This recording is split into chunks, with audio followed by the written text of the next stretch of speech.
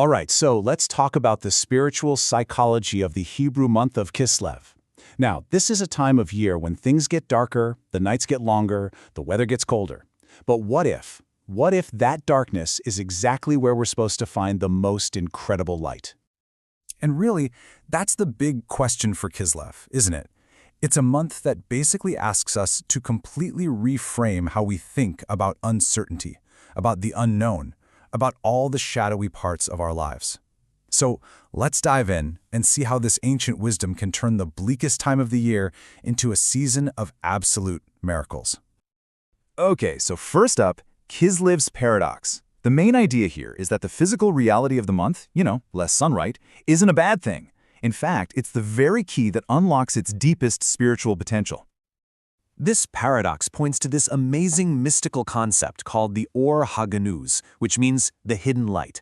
The teaching is that this is a kind of primordial light from the very first day of creation. It was so intense it had to be concealed within reality, just waiting for us to uncover it. So the spiritual work of Kislev, which all leads up to Hanukkah, is exactly that, finding and revealing the hidden radiance that's tucked away inside our biggest challenges. So how do we actually tap into this? Well, the answer is kind of hidden in the month's mystical DNA. You see, every Hebrew month has its own set of spiritual correspondences, symbols that are like a secret code. And if we can understand them, we can tune right into the unique energy of this time. The core emotion, the posture we're supposed to take on this month, is bitachon. Now, this isn't some passive, hope-for-the-best kind of faith. The source calls it a muscular, active trust. It's about making a conscious choice to rely on a higher power, especially when the world around you is giving you every reason not to. And get this, the very name Kislev is connected to the Hebrew word for security. The lesson, true security, isn't found in what we can see, but in what we can trust.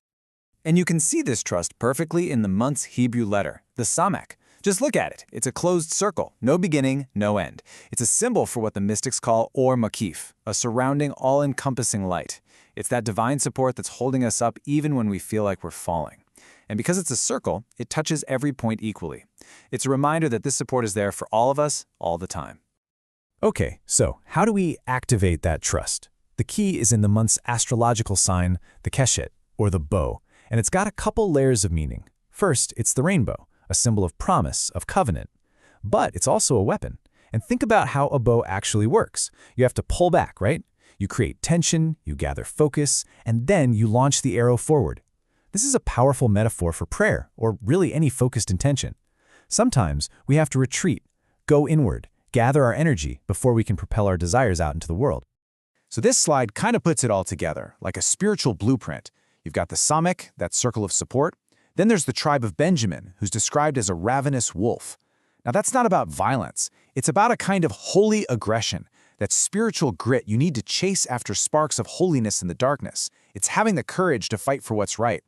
And then notice the sense for Kislev, sleep. That's a huge clue, pointing us straight toward the subconscious and our dreams. Which brings us right into our next big theme, and honestly, it's the most mysterious one, the power of our dreams and the subconscious mind.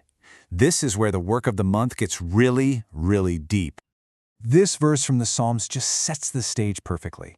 It links the ultimate redemption, the ultimate freedom, with the state of dreaming. During Kislev, what we're really doing is training ourselves to hold a vision of reality that's bigger than our current situation.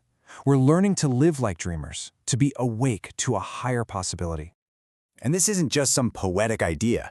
It's literally woven into the Torah portions that we read during Kislev. They contain almost all of the dreams in the entire Torah. You have Jacob's ladder connecting heaven and earth. You've got Joseph's dreams, and then his incredible rise from a prisoner to a ruler, all by interpreting Pharaoh's dreams.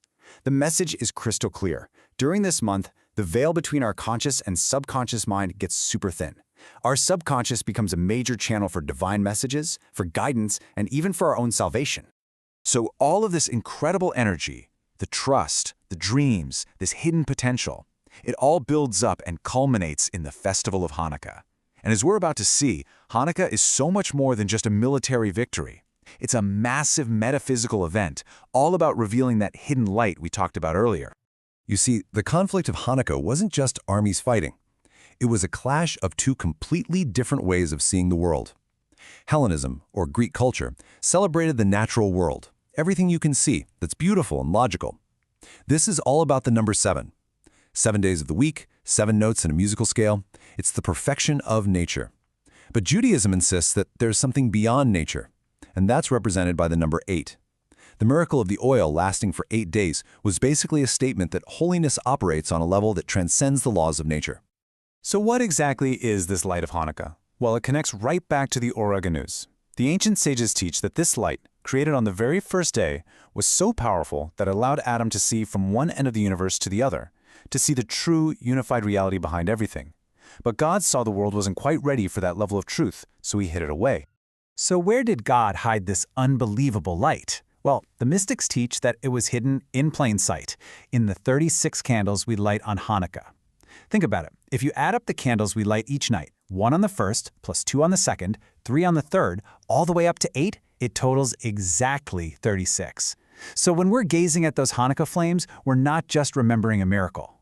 We are getting a special opportunity to tap into that primordial light of perception, to see the world with a clarity that's normally hidden from us. Okay, so this is all amazing, deep, mystical stuff. But what do we actually do with it? How does this make a difference in our lives right now? Well, that brings us to our final section, your Kislev Spiritual Toolkit.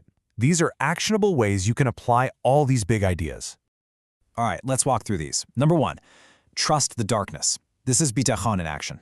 Pick one thing you're worried about and just consciously practice letting go of the need to control it. 2, expand your dreamscape. Put a journal by your bed. When you wake up, write down anything you remember, even if it's just a feeling or a weird fragment. You're basically telling your subconscious, hey, I'm listening. 3, practice surrender. You know that problem you keep banging your head against? Stop forcing it. Let it go, put it to sleep, and trust that an insight will come when you're not trying so hard. 4, reveal hidden light. The Maccabees publicized the miracle. You can too.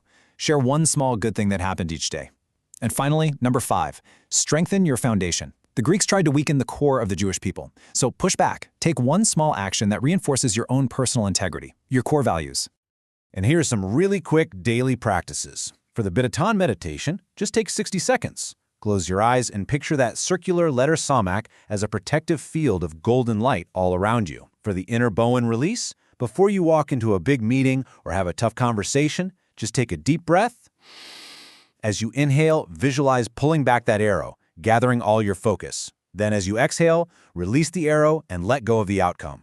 And finally, candle gazing. During Hanukkah, when you light the candles, just be with them for a few minutes. Don't ask for anything, just sit there and absorb their light. You are literally connecting to that Or HaGanuz. And all of this really brings us to the heart of the matter. The miracle of Hanukkah came from one tiny little jar of oil, something that seemed completely insignificant. So this leaves us with a final question to carry through the whole month. What small jar in your own life, maybe a forgotten talent, a minor friendship, a tiny idea, what are you undervaluing that might actually contain the very miracle you've been waiting for?